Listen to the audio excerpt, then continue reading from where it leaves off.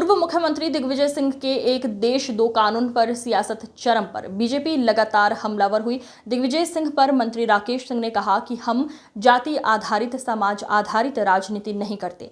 दिग्विजय को कहा, राजनीति में जातियों को ना डालें तो बेहतर होगा। वहीं दिग्विजय सिंह के कांवड़ियों के पोस्ट पर पूर्व मंत्री पीसी शर्मा ने सफाई देते हुए कहा कि उनका मतलब सीधा साधा है। बाबा साहब का संविधान है, वो सब पर लागू होता है। ये सब चीज प्रशासन समझाइश से सुलझाई जा सकती है, लेकिन लठ चलाने और लोगों को प्रताड़ित करने की जरूरत नहीं होती है। टीवी पर देखा है कि कांवड़ यात्रा के बीच अगर गाड़ी वाले फंस गए तो उनकी गाड़ी तोड़ दी गई। ये सब चीज ये नहीं होना चाहिए। बाबा साहब का एक कानून है, सबके साथ एक जैसा बर्ताव होना चाहिए, ये उनका मंतव्य है। कांवड़ियों ने गाड़ियां तोड़ी, पुलिस खड़ी खड़ी देख रही है। ये स्थिति नहीं होनी चाहिए। हरदा घटना में जाति पूछकर पीटने पर कहा, मैं खुद वहां था। वास्तव में हरदा में पहलगाम स्टाइल में जाति पूछकर मारपीट की गई और जेल में बंद किया गया। ऐसे हजारों लोगों के साथ ऐसा हुआ। आखिर किसके इशारे पर वहां ऐसा हुआ? इतना बड़ा मामला नहीं था, लाठीचार्ज करना पड़े। स्थानीय प्रशासन को बात करके मामले को निपटाना चाहिए था, लेकिन पुलिस ने लाठीचार्ज किया और आंसू गैस छोड़े और लोगों को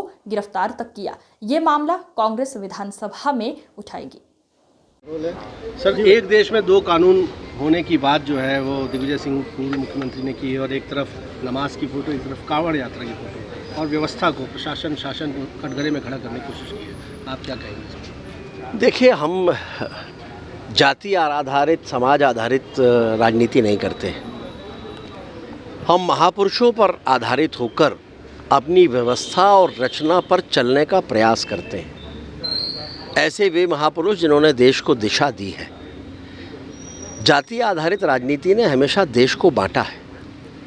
मैं ये नहीं कहता कि जातियों की चिंता नहीं होना चाहिए, लेकिन सरकार के नाते सभी की चिंता होना चाहिए।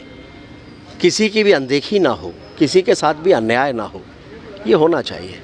लेकिन केवल जाति को केंद्रित करके राजनीति कांग्रेस ने की है और देश को बांटने का काम किया है। और इसलिए मेरा मानना है, जिन घटनाओं की बात अभी आपने की है, ऐसी घटनाओं में जातियों को जोड़ना उचित नहीं है। और मेरा माननीय दिग्विजय सिंह जी को भी यही कहना होगा कि इसमें जातियों को ना डालें तो बेहतर होगा। जहाँ तक घटना का सवाल है, मेरी माननीय मुख्यमंत्री जी से चर्चा हुई है, विस्तृत चर्चा हुई है। उन्होंने स्वयं ये कहा है कि इस संपूर्ण घटना की जानकारी वे एकत्रित कर रहे हैं, और उसमें एकत्रित करने के उपरांत जो भी दोषी होंगे उसमें उनके खिलाफ निश्चित रूप से कार्रवाई होगी। लेकिन इस दौरान एक देश में दो कानून की बात कह रहे हैं। एक देश पे दो कानून तो भारतीय जनता पार्टी ने ही कहा था कि एक देश में दो निशान, दो विधान और दो प्रधान नहीं चलेंगे। और उसी के आधार पर आज गर्व के साथ हम कह सकते हैं कि संपूर्ण भारत हमारा है। नहीं तो भारत में रहते हुए भी कश्मीर हमसे दूर था। लेकिन डॉक्टर श्यामा प्रसाद मुखर्जी जी के आदर्शों पर चलते हुए ही माननीय मोदी जी के नेतृत्व में माननीय अमित शाह जी ने जो बिल प्रस्तुत किया था, उसका सुखद परिणाम है कि कश्मीर, उसमें आज भारत का ही झंडा लहराता है, भारत का ही संविधान, भारत का ही कानून वहाँ पर लागू होता है। और इसलिए हम महाराणा प्रताप को मानने वाले लोग हैं, माँ रानी पद्मावती को मानने वाले लोग हैं, माँ रानी दुर्गावती को मानने वाले लोग हैं, हम डॉक्टर अंबेडकर जी को मानने वाले लोग हैं। और इसलिए इन सबके साथ न्याय भी भारतीय जनता पार्टी की सरकारों ने ही किया है। डॉक्टर अंबेडकर जी के पंचतीर्थ बनाने का काम भी भारतीय जनता पार्टी की सरकार ने किया है। महाराणा प्रताप लोक बनाने का काम भी भारतीय जनता पार्टी की सरकार ने किया है। माँ रानी दुर्गावती का लोक भी भारतीय जनता पार्टी की सरकार ही बनाने जा रही है। तो हमें समाज के भीतर सकारात्मक कदम रखना चाहिए, उठाना चाहिए, ताकि लोग उससे प्रेरणा ले सकें। हाँ, अगर कहीं कोई गलत है तो निश्चित रूप से, अगर कुछ गलत है तो उसकी व्याख्या उपरांत उस पर कार्रवाई भी होना चाहिए। और यही माननीय मुख्यमंत्री जी का स्पष्ट संदेश है। इसके पीछे कोई विभेद या तुष्टीकरण की आपको नियत लग रही है? मैंने कहा है कि कांग्रेस जाति के आधार पर राजनीति करना चाहती है, जो भारतीय जनता पार्टी नहीं करती। नमाज पढ़ते लोग जिनके ऊपर पुलिस लाठी चला रही है।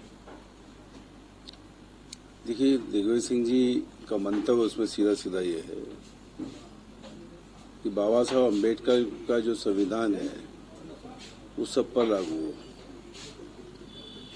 और ये सब चीजें एडमिनिस्ट्रेशन को इतने पावर होता है कि समझाइश से ये सब कर देती है, लेकिन उसमें लठ चलाने की या लोगों को प्रताड़ित करने की आवश्यकता नहीं होती है, कुल मिला के है। और टीवी पे मैंने बहुत से चैनल्स पे ये देखा है कि जो कांवड़ यात्रा के बीच में गाड़ी वाले आ गए, फंस गए, उनकी गाड़ियां तोड़ दी गई। तो मैं समझता हूँ कि ये सब चीजें भी नहीं होना चाहिए। और एक कानून है बाबा साहब का, उसमें सबके साथ एक जैसा बर्ताव हो, ये उनका मंतव्य है।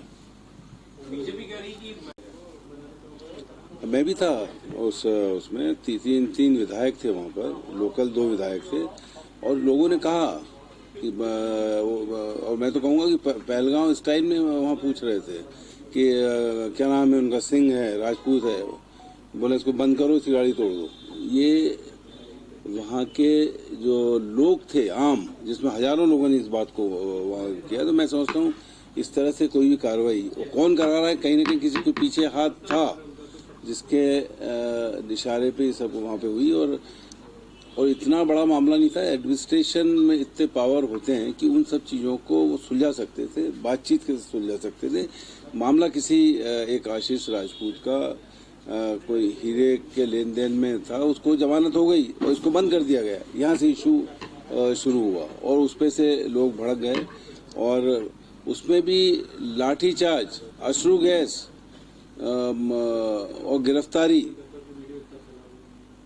और वाटर कैनन, ये सब चीज़ों की आवश्यकता वहाँ नहीं थी। पर एक तरह से वहाँ लोगों के साथ बेरहमी से जो व्यवहार हुआ है। और एक बच्ची रोती आई, उसके पिताजी के साथ मारपीट हो रही है, हॉस्टल के अंदर घुस गए, हॉस्टल में आने की किसी को अनुमति नहीं होती। ये सब इश्यूज थे। मैं समझता हूँ कि ये चीज़ें विधानसभा में उठेंगी, क्योंकि 3 विधायकों ने सब आई विटनेस देख के आए हैं। मंत्री है नारायण सिंह पवार।